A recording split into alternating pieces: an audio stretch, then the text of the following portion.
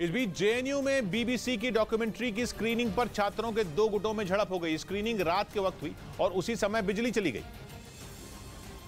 जिसके बाद JNU campus में हंगामा होने लगा, पथराव तक हुआ। एक तस्वीर में छात्रों पर पथराव होता नजर भी आया। ये सारा बवाल बीबीसी की उस डॉक्यूमेंट्री की स्क्रीनिंग की वजह से शुरू हुआ जिसे सोशल मीडिया से हटाया जा चुका है।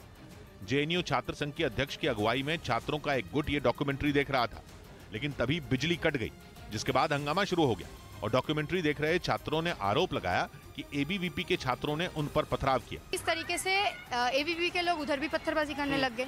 यही नहीं, उन्होंने रात में ही पुलिस थाने तक मार्च निकाला, जिसके बाद जेएनयू छात्र संघ की अध्यक्ष आयशी घोष ने एबीवीपी के 25 छात्रों के खिलाफ शिकायत दर्ज कराई, लेकिन एबीवीपी ने इन आरोपों को सिरे से नकार दिया और दावा किया कि पथराव करने वाले छात्र दिल्ली यूनिवर्सिटी और जामिया यूनिवर्सिटी के थे। दिल्ली यूनिवर्सिटी से कई स्टूडेंट आए थे, इसमें आप देखिए जामिया के कई स्टूडेंट हैं। साथ ही एबीवीपी ने साफ कर दिया कि भले ही वो बीबीसी की डॉक्यूमेंट्री की स्क्रीनिंग के पक्ष में ना हो, लेकिन वो इस मामले पर किसी भी तरह का विवाद नहीं करना चाहता। जबकि जेएनयू में छात्रों के दूसरे गुट ने रात में हुई झड़प के लिए एबीवीपी को जिम्मेदार ठहराया और एबीवीपी के 25 छात्रों के खिलाफ शिकायत दर्ज करवाई। उधर जेएनयू के बाद जामिया मिलिया इस्लामिया में भी बीबीसी की डॉक्यूमेंट्री पर हंगामा हो गया, क्योंकि लेफ्ट के छात्र संगठन एसएफआई ने वहां डॉक्यूमेंट्री की स्क्रीनिंग रखने का ऐलान कर दिया, लेकिन इससे पहले ही एसएफआई के 7 सदस्यों को हिरासत में ले लिया गया।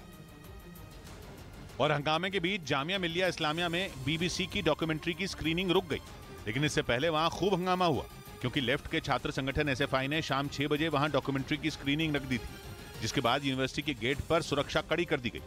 छात्रों और सुरक्षा बल के बीच धक्का मुक्की भी हुई। नतीजा ये हुआ कि यूनिवर्सिटी के गेट पर ताला लग गया। आपने देखिए तो यहाँ पर ताला लगा दिया गया है। तस्वीर हम आपको दिखा रहे हैं इस वक्त। ये जामिया का गेट नंबर 8 है। जेएनयू में बीबीसी की डॉक्यूमेंट्री दिखाए जाने पर रात में खूब बवाल हुआ था, जिसके बाद जामिया मिलिया इस्लामिया के प्रशासन ने नोटिस जारी किया और छात्रों को भीड़ न इकट्ठा करने के लिए कहा गया।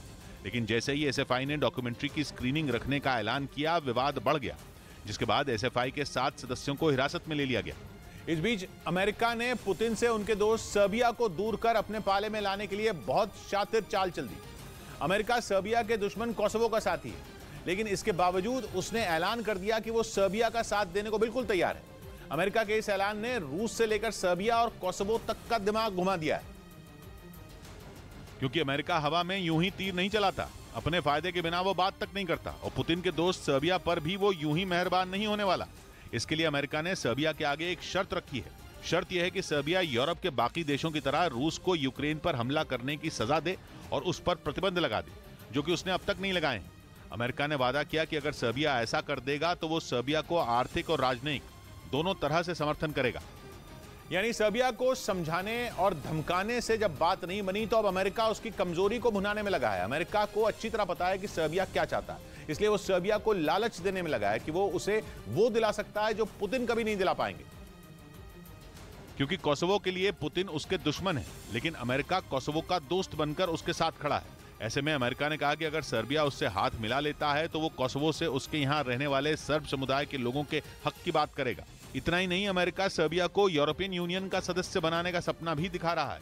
सर्बिया 2009 से यूरोपियन यूनियन का सदस्य बनने के लिए हाथ पैर मारने में लगा है, लेकिन बात अब तक चल ही रही है। यूरोपियन यूनियन और रूस के बीच भी तलवारें खिंची हैं और अमेरिका यूरोपियन यूनियन का साथी है।